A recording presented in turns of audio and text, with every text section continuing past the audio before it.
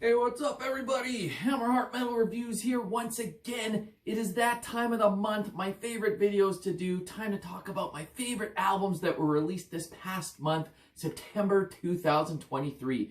Another absolutely stacked month. Like, this is insane.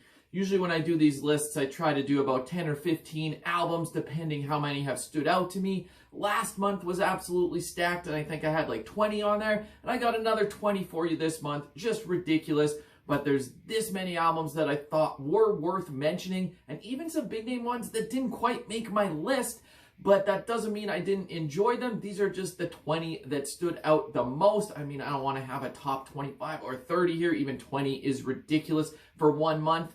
But I'm not going to ramble on too long here. I got a lot of albums to talk about, so let's just get into this. As usual, give me your favorites down below. Let me know which ones really stood out to you and that you've enjoyed the most. And these are just my preferences, my opinions. Here we go. So before I get right into the 20, there's also a few EPs that came out this month that I thought were worth mentioning. I generally don't include EPs on these lists. It's hard to kind of rank an EP compared to a full length, but nonetheless, I'll just quickly mention 3 EPs that really stood out to me. Walgerflüster's new one, Under Bronzen and Kronen, German black metal, atmospheric black metal, really awesome stuff. Finsterforst with Jenseits.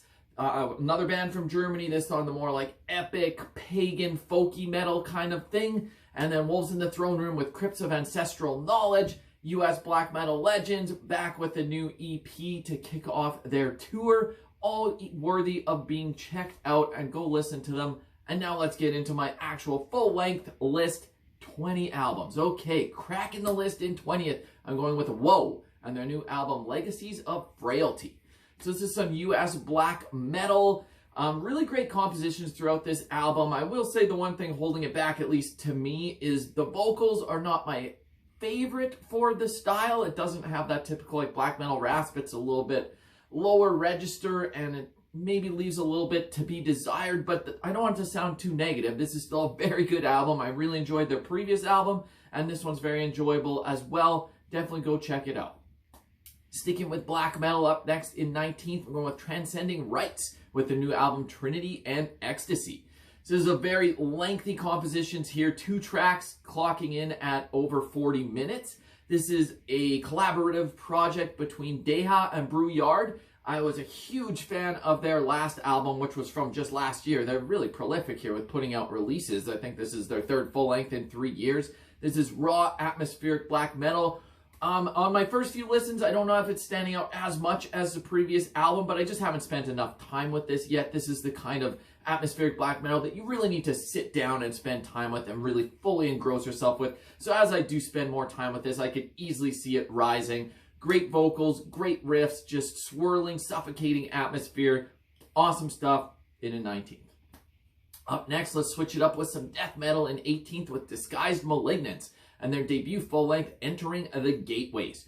So this is some Finnish death metal, and without even looking where they're from, that's what I would have guessed just based on the sound. It's got that typical Finnish death metal sound. This is just heavy as fuck. The gutturals here are great, really suits the music. The riffs are really on point, just crushing Finnish-style death metal. Nothing really more to say here. It's not reinventing the wheel, but if you're into this style, it's definitely worth listening to. You will be headbanging. Awesome, heavy-ass album. Go check it out. Up next in 17th, I'm going with Bekor Qilish and the new album, The Flesh of a New God. This is some progressive, avant-garde, experimental metal, hints of black metal, just extreme metal in general. It's from Italy.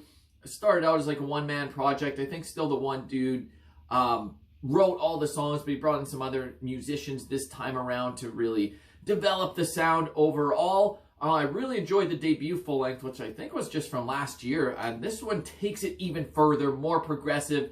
Is still great. Once again, I don't know if I've spent enough time with it to really compare it to the debut.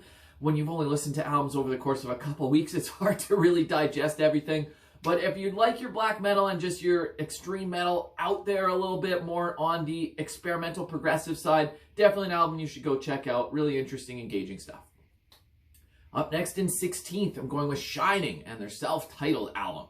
This is Depressive black metal from Sweden, probably a band that doesn't really need an introduction here, been around a really long time. This album kind of continues in the style that they've done on their last few albums. It's still maybe a little more experimental in certain spots, really dialing down with these slow tempos. I do find maybe it's a little bit meandering in spots, but I don't want that to take away from it as a whole. If you're into the style of depressive black metal, I'm sure this album's on your radar, and I'm sure you will enjoy it. I couldn't rank it higher than this just because there's some other albums that stood out to me a little bit more, that had a little more to offer, but nonetheless, still a solid album. Go check it out. Up next in 15th, a band I had never heard of before, and that is Tagrest with their album To Bask in Heroic Tales of Yore. As soon as I read the album title, I'm like, I have a feeling I'm going to like this album, because that is just a great album title. This is some epic melodic black metal from Morocco. I don't think I know any other bands from Morocco, at least not off the top of my head, so that's kind of cool. And this is just a really fun ride. It's an interesting take on this style of like epic black metal. They have a lot of fun with it, and it's just a fun listen. I really enjoy it. If hearing the name of that album did the same thing to you that it did to me, makes you think, oh, that sounds awesome, then you're probably going to like it. If you think that sounds cheesy, you're probably not going to like it. But yeah, go check it out. Up next in 14th, I'm going with Dying Fetus and the new album Make Them Beg for Death. So this is so crushing, absolutely heavy, so many head-bangable riffs here. Absolutely solid addition to their discography. I mean, at this point in Dying Fetus's career, you know what you're getting. Absolutely solid death metal. Only reason it's in 14th is maybe a few death metal albums stood out to me a little bit more this month. There's a ton of solid death metal albums this month, and this one is a solid death metal album. Don't get me wrong. Putting in 14th is not a knock. This month is insane. Like, that's a testament to how many crazy good albums came out, that I love this album, but it's only in 14th because there's just so many more. But yeah, Dying Fetus, go listen to it. You'll be headbanging. Up next in 13th, I'm going with Alkaloid and their album Numen. So this is some progressive death metal from Germany, kind of a super group of sorts, features the vast majority of the Obscura lineup, but then instead of Stefan Kummerer on vocals and guitar, they bring in Mori, who used to be in Dark Fortress, and it's really out there experimental death metal, but it's really well done. Like, these songs are catchy as hell. I will say I'm not the hugest fan of Mori's vocals in spots. Like, sometimes I really enjoy it, but then other times I'm not a huge fan of it. I kind of felt the same in Dark Fortress as well.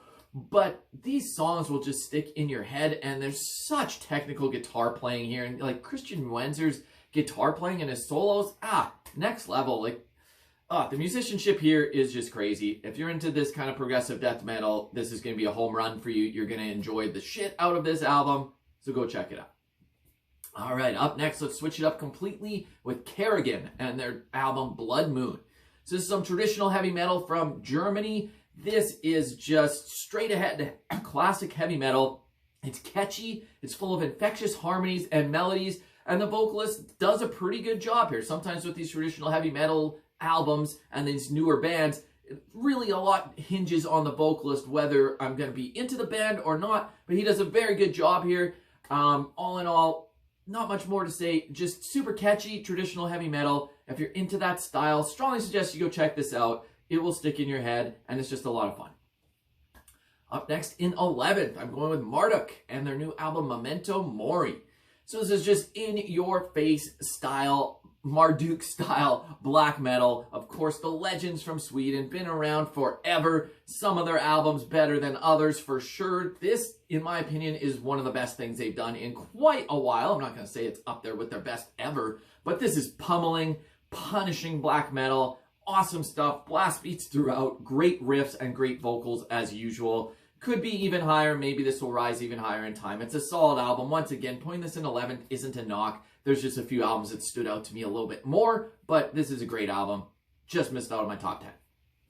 All right, now we are into the top 10, my favorites of the month. Let's go. Let's see what I've got. So just cracking that list, going with some Canadian content with Cryptopsy and their album As Gomorrah Burns.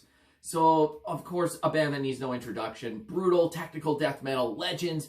But when I say legends, their early days were the legendary days. They haven't really done much recently that inspired any confidence in me that this album was going to be any good. I haven't really been a fan of their later day stuff, just being brutally honest, but this album changed that. This is a killer album. It's just full of great riffs. The vocals are on point. Easily the best thing they've done in a long, long time. Yeah. Go check it out, even if you weren't a fan of later day stuff by them as well, because this might change your mind. Up next in 9th, I'm going with Imperial Crystalline Entombment, or ICE, I-C-E, with a new album, Ancient Glacial Resurgence. So this is a band that had only released one album like forever ago, and as that previous album opened up, it says, "We are fucking ice." And now this one, so many years later, they're just returning to the roots. It opens up with, "We are still fucking ice." Just awesome. Awesome stuff. This actually features the vocalist, ex-vocalist from Monstrosity, but doing a black metal style here. This is very much like cold-ass, immortal style black metal, full of just fast riffs, pummeling drums, and yeah, maybe it's not reinventing the wheel. It's just straight ahead, ice-cold black metal, but I love it. There's like a sense of humor in there as well. And it's just great. Really enjoyable album. If you haven't heard these guys before, go check it out. All right, up next in 8th, I'm going with Blood Python and their album Thunder City. This is a one-man traditional heavy metal band from Norway. This is very simplistic in its approach, but this is so catchy. I'm sure the vocals may turn some people off from this, but I actually dig them. I think it suits it. This sounds like it was recorded and came out in like 1982 or 1983. It's just got that vibe. I would almost consider this like a heavier Ghost, but which is a way better thing, to be honest. This is just catchy, full of great songs that you'll be singing along to after listening to just a couple times. Like I said, it's not the most advanced musical, like, musicianship on display here, but the songwriting is great, super catchy, fun time. Go check it out if you're into trad metal at all. Up next in 7th, the legend Cannibal Corpse with the new album Chaos Horrific. A band that definitely needs no introduction. I mean, I haven't spent a ton of time with this album yet since it's only been out the last couple weeks. It could rise higher, but this one did not disappoint. I mean, this late into their career, and they're still putting out albums that are this crushingly heavy, like from front to back, just relentless, awesome stuff. Ever since Eric Rutan joined the band on the last album, I really felt that that gave them an injection of energy. Their couple albums before that, I wasn't necessarily a huge fan of, even though pretty much their whole discography, there's not really any like straight out stinkers, but these last two albums really reinvigorated the band and kind of gave them a different approach. And even some of these solos bring in Rutan's melodic playing, and it just brings it up a notch for me anyways.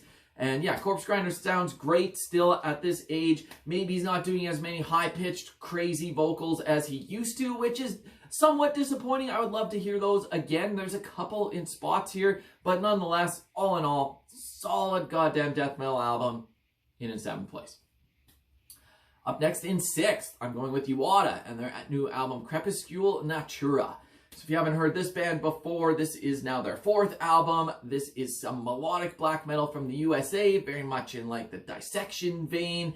Mugwa is a band they get compared to all the time. I think they've kind of at this point outgrown the comparisons. It doesn't sound exactly like that anymore. There's still obviously elements of that in their sound. And this is another band that maybe isn't the most advanced with their songwriting. It's a very simplistic approach, but these melodies and riffs will stick in your head, and these songs will just stay with you. It's really well done. They're a great live band. The one complaint I have about the album is the same complaint I have about every Uada album, is that sometimes they hang on a riff a little bit too long. They kind of repeat themselves a little bit too much for my taste, but nonetheless, it doesn't detract from it too much. It's still a very solid album. Obviously, I'm putting it this high on my list because I do really enjoy it, but with a little more editing, this could be even way better, but nonetheless, it's in 6th for today. All right, now we are into the top 5, the best of the best. What's it gonna be? Coming in 5th place, I'm going with the Legends Primordial and their new album, How It Ends.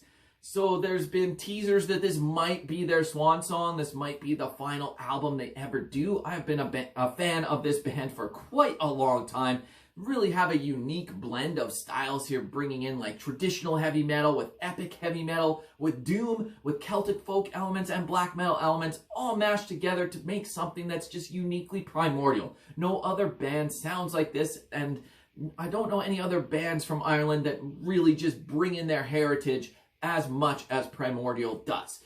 This album, while it may not be quite on par with the best stuff they've ever done, there are moments on here that could stack up. Like, there are a handful of amazing songs. As a whole, the album might be a little bit over long. I mean, I think it's like 70 minutes. Kind of hits a lull somewhere in the middle that it starts to drag a little bit, but the songs near the beginning are amazing, and I like the way it closes as well. It's not even that the songs in the middle are terrible, it just, maybe they don't stand out as much, but also this just came out. I need to spend more time with it. This is based on a handful of listens, so my opinion could change after a few more listens. But yeah, all in all, if you've been a fan of the band in the past, you will be sure to enjoy it, so definitely go check it out. All right, 4 more to go. This is where I found these next 4 are a notch above everything else that I just mentioned. Not to say those other albums weren't good. They're great. But these next 4, these are ones that you will probably see on my albums of the year list come the end of the year, because these ones are just next level stuff that I really think stood out to me even more. So let's find out what these 4 are. In 4th place, I'm going with Taake and his new album, Et Half of Avstand. So, long-time legendary black metal band, Hoest, one-man band. Of course, he usually brings in like session drummers and sometimes session musicians, but really this is his show. And it's just got his signature style of songwriting here. While it's still rooted in black metal, his later days have seen him bring in more progressive and complex style riffs. And this one has that in spades. Just riffs for days, which is really what every Taake album is known for. Riffs that will stick in your head, and just an excellent songwriter. I mean, I don't think he gets enough credit, and it's amazing. His vocals still have that harsh tone that I absolutely love. Just so aggressive, even when the music is kind of changing a little bit, and it's not just that like raw style black metal anymore, switching it up, but it still retains its roots in black metal, and it's just an awesome album. Really well done. In 4th for today. Up next, in 3rd, I am going with some more Canadian content with Tumemold and their new album, The Enduring Spirit. So this is more death metal from Canada. This is the death metal album, possibly of the year, but definitely of the month, in my opinion. If you've heard the band before, this one might be a little bit of a curveball for you. They definitely went way more in a progressive direction than their past albums. And this is possibly their best to date, even though I kind of prefer the old school death metal approach as opposed to the progressive death metal in general. But there's exceptions to that, and while I may like the style on their previous album, this is just way more mature songwriting, and they've just excelled with their musicianship while still retaining that old school death metal sound with the vocals and just with the overall approach. Like, this is almost like a band that's taking a similar career trajectory as Death. Like, their first few albums were more the straight-ahead old-school death metal, and then all of a sudden Death dropped Human, which was a way more complex, progressive album. That's kind of what Tumemold has done here, so I'm very interested to see where they go from here, but honestly, this album kicks ass. Definitely going to see it on my year-end list. The only question is, how high? All right, 2 more to go, and they're both albums that I did reviews for this month, so if you've been watching my channel this month, these might not come as a surprise because I was very positive in my reviews for both of these next 2 albums. In 2nd place, I am going with Enterre Vivant and their new album, Shigenso. So you can go check out my review for full details about this beast of an album. Absolutely amazing stuff. This is atmospheric black metal, collaborative project from France and Japan. It's folky, it's unique, it's just full of sorrow and melancholy, but it takes you on a journey. These songs are lengthy and go so many different directions. Like I said, I'm not going to ramble on for 10 minutes because I did that in my review, so go check that out. But definitely go check this album out. It's different, and that's what makes it stand out. Really well done stuff. Awesome. Going to be on my year-end list for sure. For today, for the month, it's in 2nd place. And that just leaves one. My favorite album of the month is Moonlight Sorcery with their debut full-length Horned Lord of the Thorned Castle. Another one I did a full review of, so I'm not going to go into too much detail here again. But this is melodic symphonic black metal from Finland. It's got hints of power metal epicness in there. These riffs and solos are next level. You don't get this kind of stuff in black metal too often. Might be too over the top and cheesy for some, or too like bright sounding, but I love this style. I love epic stuff like this, and the guitar playing is so out of this world. Amazing stuff. Go check out my review for more details, but it's my favorite of the month. So anyways, these are my thoughts and opinions as usual. I want your picks down below. Let me know which albums I've missed that I need to go check out, because that's the best part of doing this for me, is getting more recommendations. I'm always looking and exploring for more stuff to listen to, because that's just what I like to do. I like to listen to music all day, every day, as much as I can. So give me your picks, and until next month, Hammer Heart Metal Reviews out.